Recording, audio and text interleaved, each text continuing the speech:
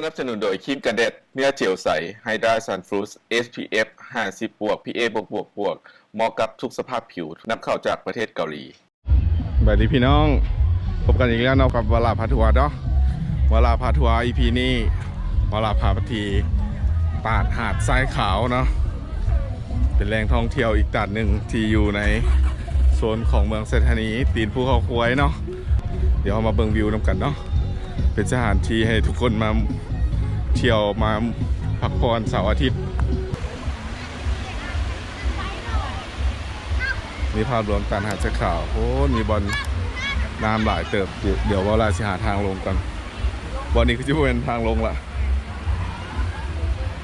อึ๊บขึ้นไปเทิงก่อนโอ้นวิวงาม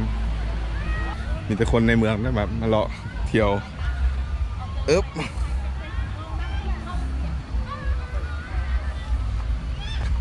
นี่ภาพรวมเดี๋ยวว่าเราจะพาขึ้นไปทางฝั่งนั้นเนาะ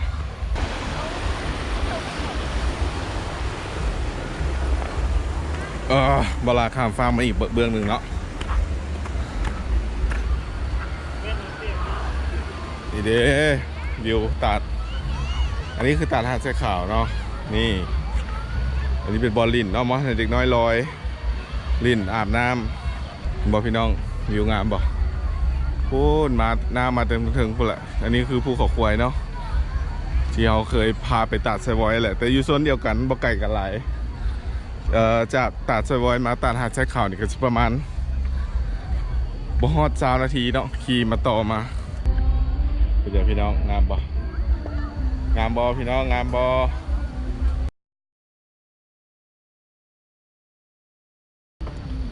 สำหรับตัดหาดทรายขาวนี่ก็ถือว่าเป็นบอลที่คนมาหลายเลยแหละเนาะอยู่นี่เนาะคันว่าฝนตกมีน้ำในนั้นหนึ่งก็คนมาลิ่นน้ำหลายพาลูกพาหลานเนาะพาครอบครัวกันและกับตัดแถวนี้โซนเดียวกันเนาะมาตัดไหนก็ได้อยู่โซนภูเขาควายนี่เนาะมาจากนครหลวงมาฮอนี่ก็1 ชั่วโมงกันครับคลิปที่แล้วที่เวลาพามาคลิปที่แล้วเลยเนาะเวลาพามาตัดไซวอยแหละใกล้กันเลือกเอาสิไปตัดได้ก็ได้เนี่ยอุ๊บเวลามารีวิวให้เบิ่งนี่แหละเนาะ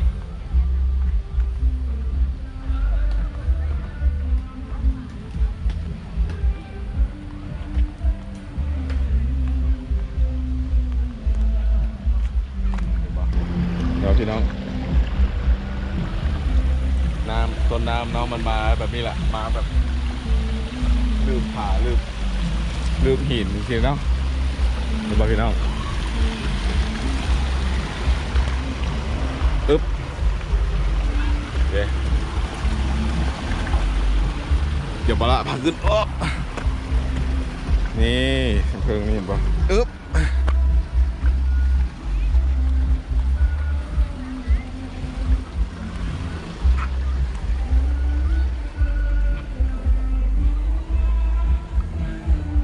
ส่วนนั้นก็มีน้ำเนาะอันนี้คือด้านเทิงพี่ได้พี่น้องขึ้นมาด้านเทิงพี่แหละเก็บภาพให้เบิ่งทุกคนภาพมุมสูง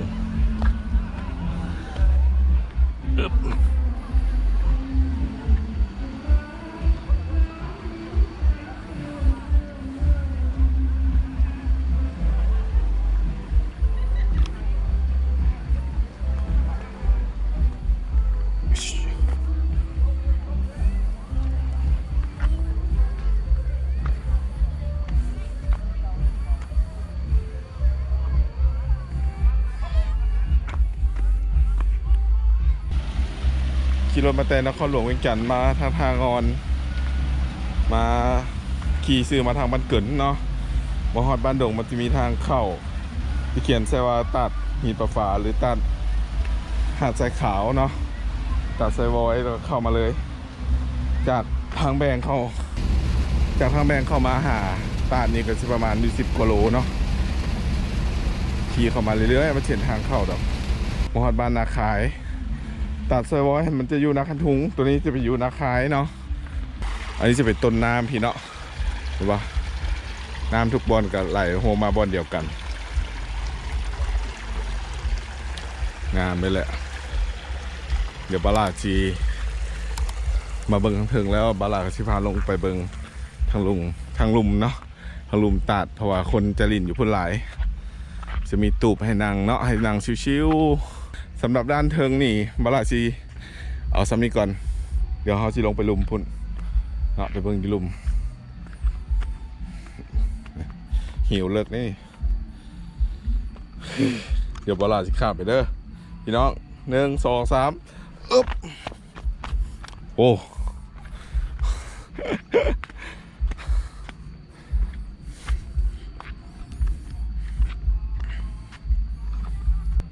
ตามหอยบาลาดไปเด้ออันน่ะตาดหาดใช้ขาวเนาะย้ำแล้วย้ำอีกตาดหาดใช้ขาว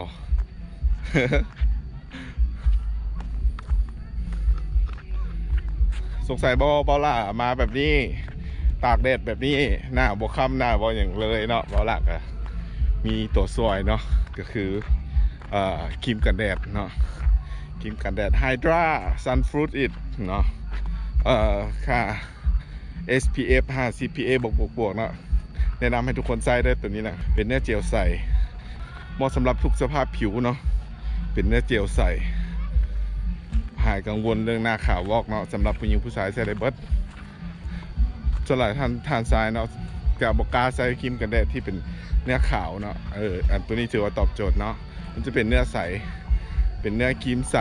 เป็นเนื้อเจลเนาะโฆษณา มันเป็นสปอนเซอร์เลยเนาะก็เห็ดคลิปมาหลาย EP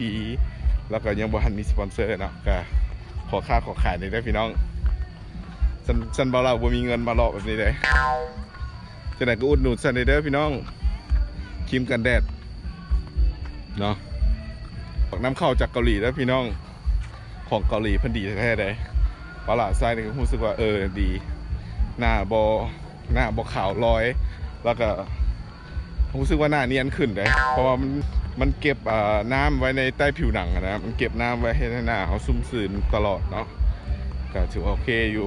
อ่ะพอก่อนจบเท่านี้ โฆษณาหลายเดี๋ยวพันคิดว่าเดี๋ยวให้ทุกคนพากันเบิ่งวิวดีกว่าเนาะเบิ่งวิวพี่น้องงามบ่มาเที่ยวได้เด้อพี่น้องเด้อบ่ได้ไกลตัวเมืองเนาะอยู่ใกล้ๆตัวเมืองอยู่เมืองเซธานีเฮานี่แหละกับบ่ได้ไกลตัวเมืองหลายถือว่าสามารถพาครอบครัวมาลินได้เนาะเส้นทางก็สะดวกสบายเนาะเป็นทางอย่างมาเลยบ่ได้มีแต่ทางเข้าประมาณลักเดียวนี่แหละเป็นทางดินแดงเนาะแต่ทางมาแต่บ้านเฮาเพิ่นก็เป็นทางอย่างไปแล้วก็ถือว่าสะดวกสบายอยู่บ่ได้ยากเนาะเส้นทางมาบ่ได้ยากก็อยากให้ทุกคนมาเที่ยวแบบนี้แหละนะเขาจังสัมผัสกับบรรยากาศอรูปอลานมาเที่ยวน้ำตกตาดแบบนี้เนาะสัมผัสกับธรรมชาติเดี๋ยวจะให้ทุกคนเบิ่งวิวนำกันเนาะวิวน้ำตกตาดเด้อเดี๋ยวฟึบ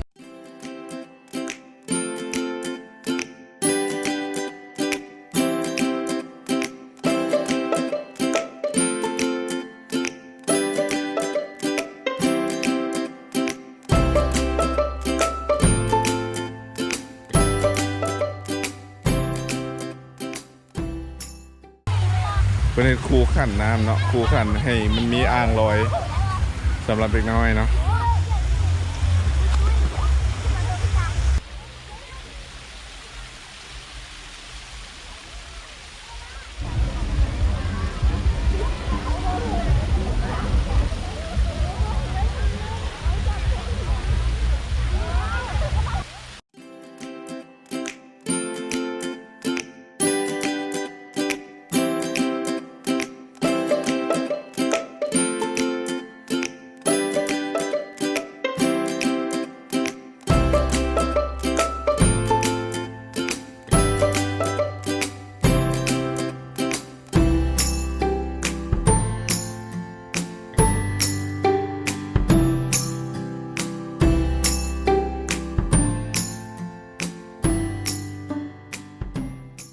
จะอยู่ด้านลุ่มเนาะพี่น้อง บอลล่าพายางมาด้านลุมเดี๋ยวสิพาบอลล่าสิพาลงไปลุมกันเนาะ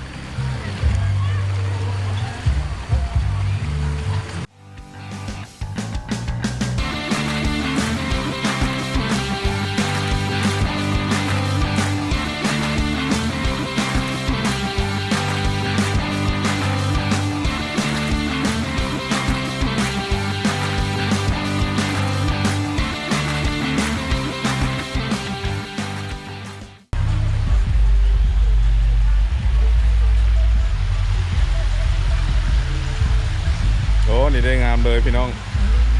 อยู่นี่งามเลยพี่น้องน้ำตกตาดนะ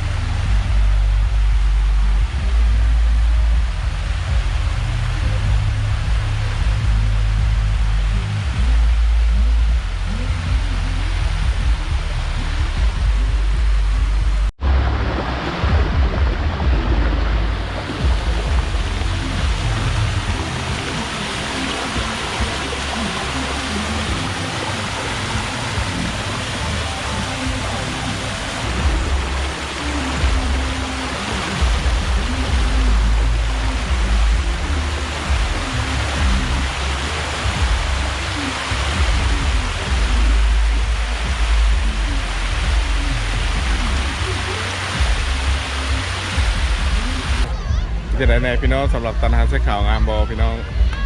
แล้วมาฮอนี่วาล่าพาทัวร์ก็ขอจบคลิปเพียงเท่านี้ก่อนเนาะสำหรับคลิปนี้ก็สนับสนุนโดย Hydra Sun Food เนาะคลิปกันแดดเนื้อเจียวใสด้วยพี่น้อง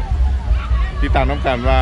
คลิปหน้าบอลลาจะพาไปเที่ยวบอลไหนอย่าลืมกดไลค์กดแชร์ให้บอลลาเด้อพี่น้องและที่สำคัญอย่าลืมกด Subscribe ให้ช่องของบอลลาแน่ให้กำลังใจบอลลาเนาะในการเฮ็ดคลิปออกมาเรื่อยๆแบบนี้ก็อย่าลืมกด Subscribe ให้บอลลาเด้อพี่น้องสำหรับ EP นี้ก็ขอจบเพียงเท่านี้ก่อนเนาะพบกันใหม่ใน EP หน้าสำหรับ EP นี้ขอบใจหลายบ๊ายบาย